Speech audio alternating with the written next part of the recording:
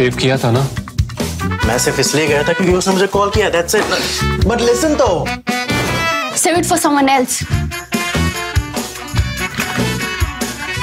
जिंदगी में सेव करना जरूरी है, मगर जब बात पैसों की हो, सिर्फ सेविंग से काम नहीं चलेगा। इक्विटी म्यूचुअल फंड्स में इन्वेस्ट कीजिए और अपने सेविंग्स को आगे बढ़ने का मौका दीजिए। Mutual fund investments are subject to market risks. Read all scheme-related documents carefully. Before I begin this episode of Cut the Clutter, a disclaimer. The fact that I'm wearing a black colored kurta is purely coincidental. Right? You've seen me wearing black colored kurtas in the past and I do that often. This has nothing to do with what's going on in politics right now. There is no kala jadoo, black magic. There is no protest, nothing. My principle is simple. You got it, flaunt it. So this is the kind of stuff I've got to flaunt. So I've got it. So once again, let me get that out. Let me get that out of the way, because these days people have lost all sense of humor. Having said that, the subject we are talking about is very, very serious. That is about the employment situation today. But employment not in the sense that you might see in the papers and general discussion, that is how many unemployed people are there. This is a debate going forward. It's employability. And what strength does India have in terms of producing people of employability, and how many does it have? And you know what have we got? We've got data. And we've got graphics. And the good thing is, or the great thing is, or maybe the lazy thing is, that we haven't even had to work on the graphics. We've got them on a platter. So I'd suggest you look at a Twitter handle called Trinomics, because this is the Twitter handle of a well-known, young, respected economist called Trinh Ngyuen. I hope I pronounce her name right, but if I don't, Trinh, then I apologize. If you tell me how to pronounce it correctly, I shall repeat it 10 times as a teacher would have told us to do in school. Trinh Ngyuen is Senior Economist Emerging Asia at Natixis. Natixis is kind of a think tank, a very reputed think tank. And in fact, in January this year, and that is something that we missed, in January this year, they produced what is called as a Youth Asia report, which basically looks at the younger countries in the Asia, countries where the population is still younger, getting younger, or maybe now beginning to age, compared to those countries where the population is either aged, say Japan, or where it's aging rapidly, say in China. So that report is worth looking at. I'm sharing a link with you. See the entire report. And what she's done now is, on her Twitter handle, she's put out a thread of tweets using graphics explaining India's prospects, not just for employment, but for growth, for manufacture-led exports, and for manufacture-led growth, and for manufacture-led employment. You know, Indian debate has been mired in a long time on growth. Is growth a good thing or a bad thing? First of all, how can growth be a bad thing? It's just that we are a nutty country where we are afraid of two things. We are just so scared of two things. One, the dollar getting past 100 rupees to a dollar. And second, our growth going past 10%. We are the nuttiest people in the world. We have the fear of high growth. High growth means inequality. So she also tells you how you can get growth using data that also gets you employment. Because the big criticism of growth is that Indian growth has been growth without employment. So this is unemployed growth. This is growth which is not helping our unemployment situation. Now the reason that's happening is, and you will see it from data, is because a lot of India's growth is coming from high-tech areas, services exports, very little manufacturing exports. Because when you have a factory, a big factory, where a lot of people are involved in manufacturing, then you create a lot of jobs. Now, these may not be very highly skilled jobs, or these may not be jobs employing people with engineering degrees or MBAs, but these are jobs nevertheless. And once people have jobs, they progress, and their children will progress, their families will progress. So India's bane has been India's inability to create manufacturing jobs. Now, what is it that Trinh has figured out looking at data on India? Now, first of all, she says that, look, I'm giving you this thread, and this thread will run on the screen now as I'm talking. but also we'll be using graphics from it. I messaged her, I got her permission, her concurrence to use these graphics. And thank you very much, Trinh. This is a very eye-opening analysis, and I wish more of us in India were doing this, but thank you very much for doing this. And I would commend our listeners and viewers and readers to look at the other stuff she's doing and her institution is doing. She's also involved with Carnegie. Now, she says that she's looking at India's labor market, and there is too little data available from India. In India, we have this unfortunate Cold War on data. I don't want to say war on data because there isn't that much evidence, but Cold War in the sense that India's employment data has not been renewed since 2011. Our periodic surveys are not being done. Our census of 2021, all right, 21 there was an excuse of COVID, but even now we are more than halfway through 2022. There is no sign of our census beginning. So our decennial census is also right now looking jeopardized. So in that situation, she says she's got data from UN population figures, UN population statistics, from International Labour Organization, ILO, EPFO, that's our own Employees Provident Fund Organization, and CMIE, that is Mahesh Vyas-led company, Center for Monitoring of Indian Economy. If you might remember, Mahesh Vyas was our guest on Off the Cuff just the other day, just about 3 weeks back. So all of that she's picked up, and she's looked at this data in terms of working wage people to begin with. So see this graphic. So who are working wage people? Working wage people are not people in the labor force. They are people between the age of 15 to 64 who can work or who can be looking for work. They are not necessarily looking for work, but this is just a number which is at least on paper employable, which means they can look for jobs. Anybody below 15 is a child, anybody over 64 should be a senior citizen, and not working should be.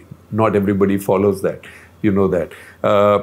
Now, China, she says, China in 2020, that's today. And see the graphic. China today has about 1 billion people in this working age group. India is just a little shy of China. India just has a little less of China, or maybe a little more than a little less of China. China is, say, 100 crores right now. India at this point is 92.83 crores. Let's say 93 crores to round off. So India 93 crores in working age, China 100 crores in working age.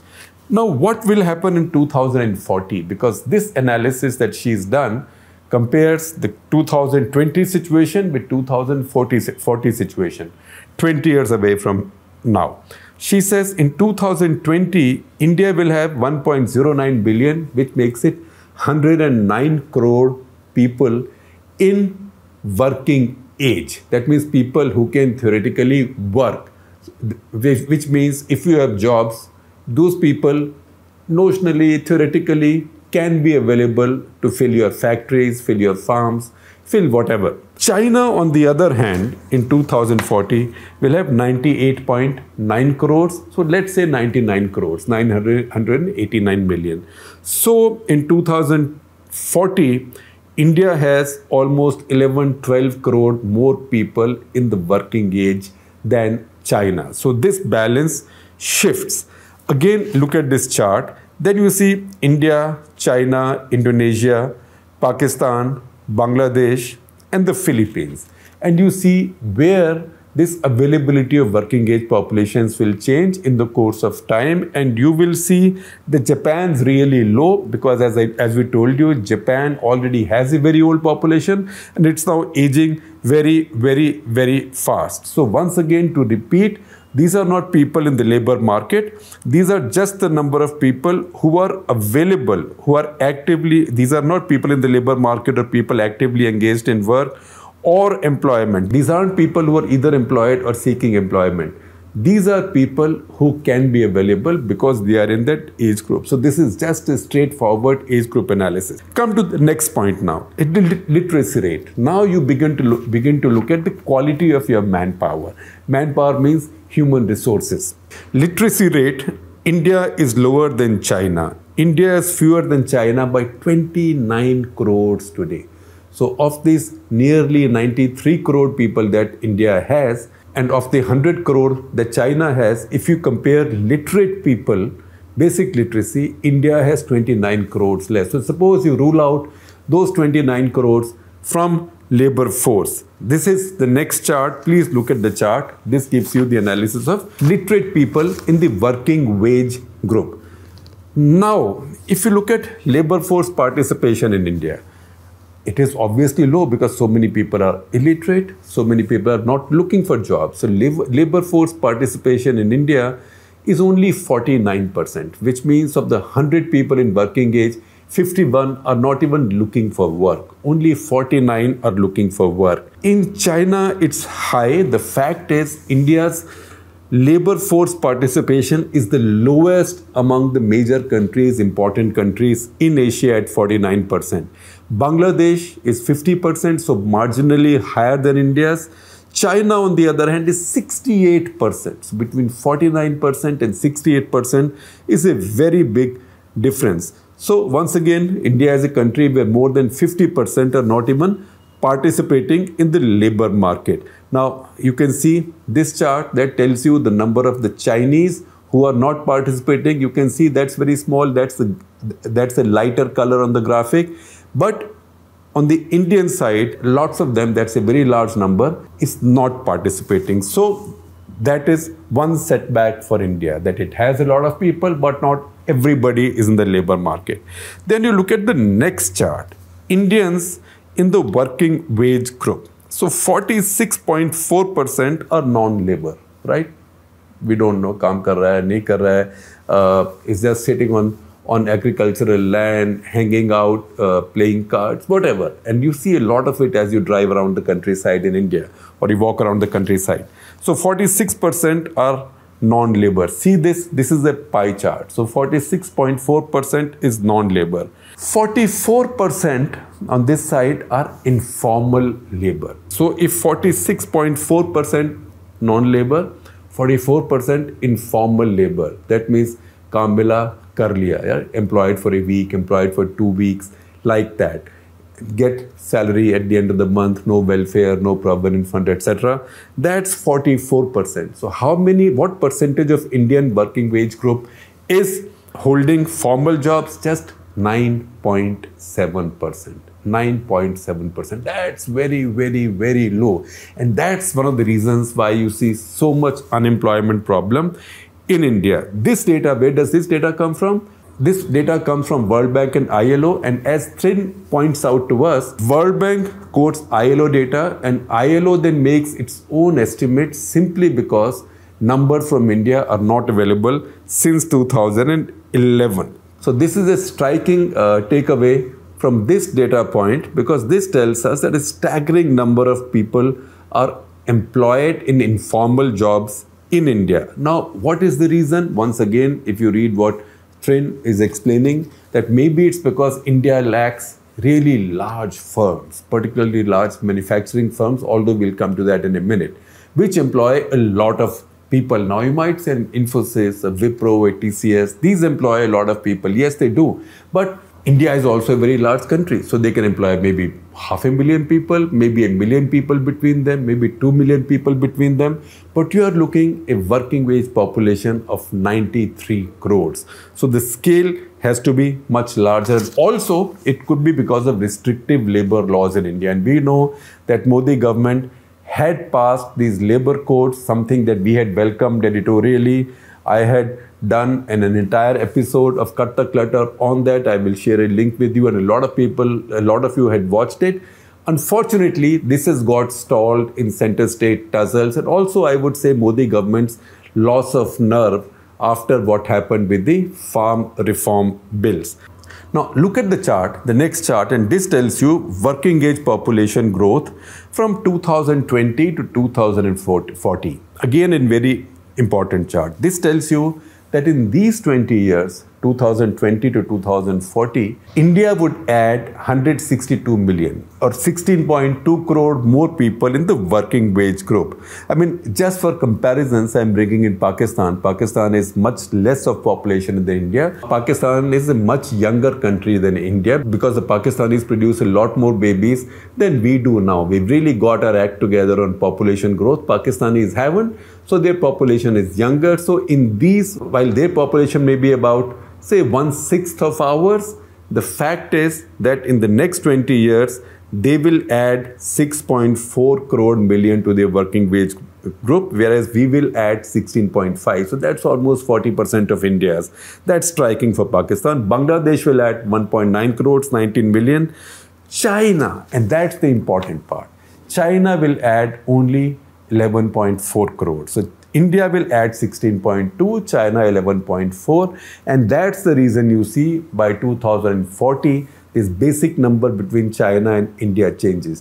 China comes down to about 98 crore, a little over 98 crores. India goes above 109 crores. And that's where this difference is coming from. Another country that adds quite a lot to this working wage group is Indonesia, that is 26 crores. Quite a lot, but not that much, still less than half of what Pakistan's adding. I am deliberately using that because Indonesia is about the population of Pakistan, not the same, but about the population of Pakistan. And the Philippines will add 1.9 crores. So the countries that will be competing going ahead for manufacturing jobs and manufacturing economic growth will be India, Pakistan, Bangladesh, the Philippines, Indonesia.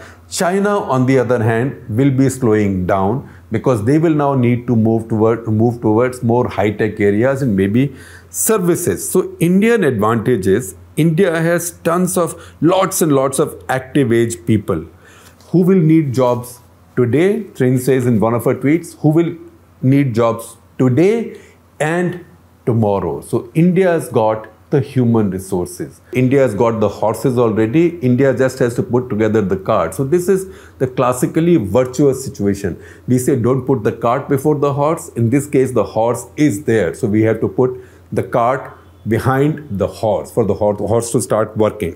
Then India has some problems. India has problems. India has a strength of quantity, but India has some challenges of quality. And when you want to understand this, see this slightly more complex but detailed graphic. And I will try to break it down so this graphic will remain on my screen for some time as I talk.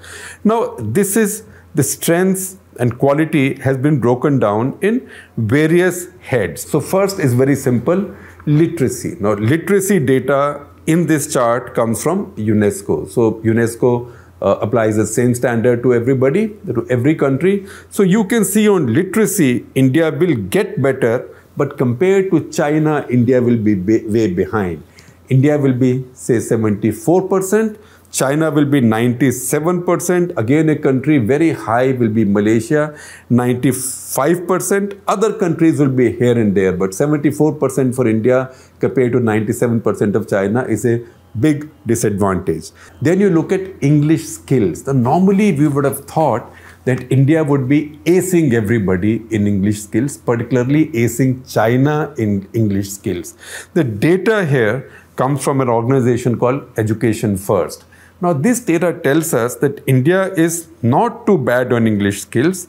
It's like, it's a score. The score is 496, but China will be, in 2040, China will be 520. So China will be doing better than India even on English skills. You know why this is happening? Because too many state governments in India and others now are privileging their own state language. And there is a whole Hindi mood in the country. So we are now teaching our people less of English. We are moving towards Hindi medium, Telugu medium, etc., Tamil medium, etc. Punjabi medium, in any case, has ruined the employability of the Punjabis. And you have seen stories, and I have also spoken about it, all the struggles Punjabis now have passing that English examination, basic English examination called IELTS, without which they can't get their dream visa to Canada. English skills, India is 496, China is 520, and Malaysia, as you would expect, is 547. These are also the two countries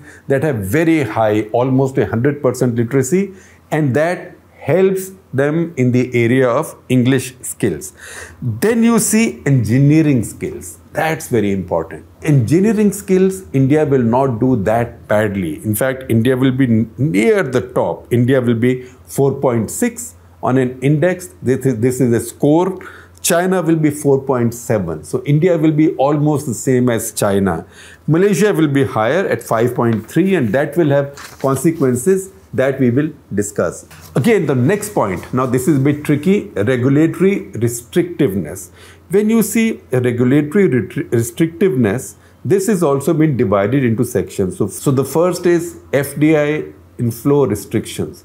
So the lower is better, and India does brilliantly there. India is 0.2, which is the same as China, 0.2. Again, that is where, say, just for a comparison, if you just want to see, say, Pakistan, it's 0.4. Pakistan is also a major country in Asia. Again, labor market regulation, this is reckoned in terms of weeks of salary that a working employee gets. So India is low, India is 11.4, China is 23.1, and then Malaysia, Pakistan, even Pakistan is higher, which is quite a surprise and good for the Pakistanis if they do well on that parameter. Then this part of the chart ranks these countries by summing up or by netting off all these factors. So these rankings, which are done by Natixis, which is the organization that Trinh works for, where she is a senior economist for emerging Asia.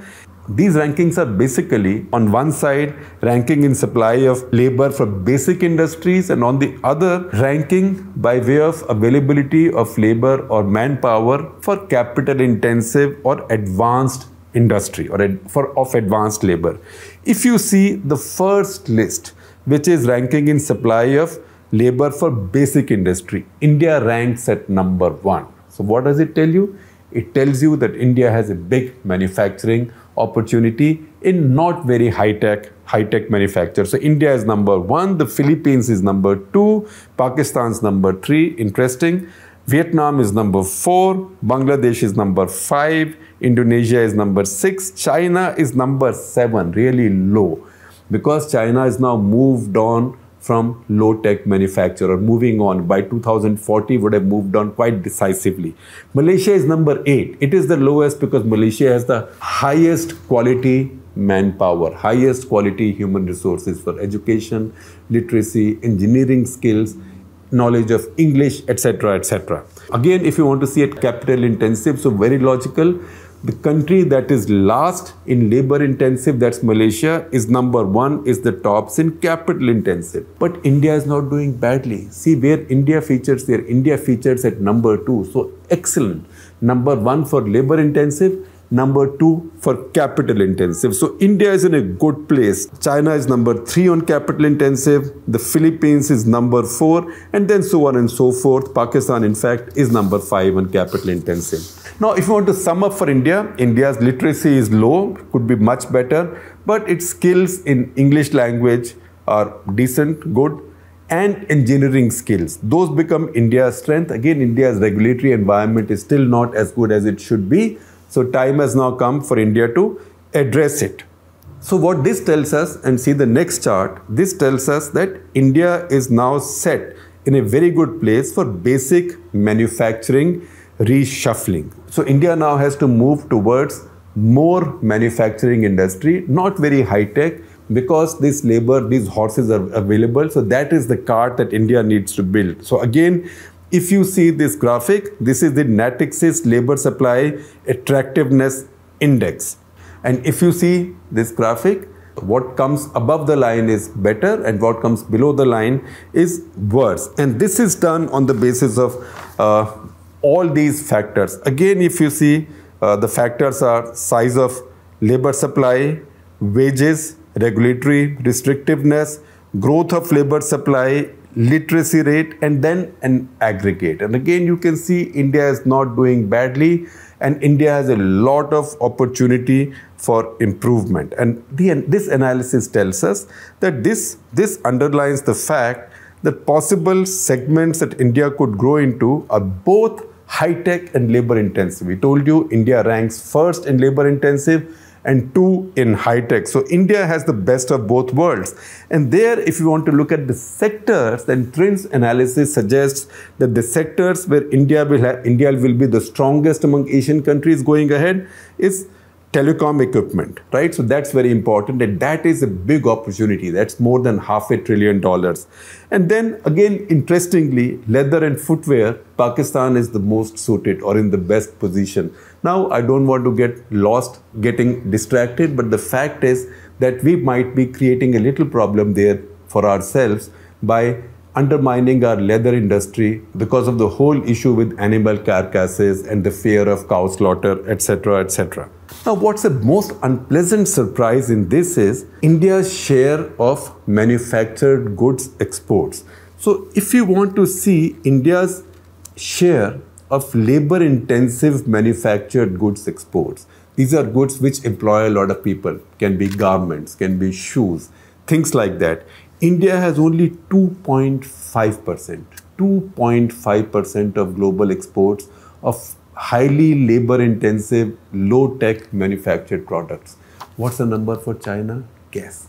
China has 32% compared to India's 2.5. That's almost 13 times more, 1-3, precisely 12.8 times more. That is quite a revealing piece of statistics. Now, India at this point has a lot of people coming in the workforce. So as Chinese get older and Chinese move into more skilled high-tech jobs and services, India has the potential or has the opening to take these manufacturing jobs or create this manufacturing job. If you want to look at overall manufactured goods exports, what is India's share globally? Guess, and you will be shocked, or maybe you will not be shocked because you know it's very low. It's 1.45%. So India has only 1.45% share in the global manufactured goods export market. Overall manufactured goods, not just labor intensive, all manufactured goods. Little Vietnam, which is less than 10 crore people, that is what? That's about 7-8% of India's population. They have 2% share of global manufactured goods export market. So think of the headroom that's available to India and think of the missed opportunity. Now, to sum up, India also has many advantages. For example, India's FDI inflows over the past 5-6 years have been very robust. They've seen the highest percentage growth year upon year for any of its Asian peers. That's very good. It's also the period in which China's FDI inflows on a net basis have actually been declining. So if you see this graphic, the figure for China is actually below the line. So this is one of India's strengths. India is doing a few more things right. India is building infrastructure. India is reforming its power, building more electricity, building more highways, building more railways. So if India gets its other regulatory issues sorted out, and in some other policy areas, so India could develop its manufactured goods industry. India is sitting on the cusp of a very virtuous change. It's an opportunity for India to miss. So once again, thank you very much, Trinh Ngyuen and also Natixis. You've done brilliant work and given us Indians a lot to think about.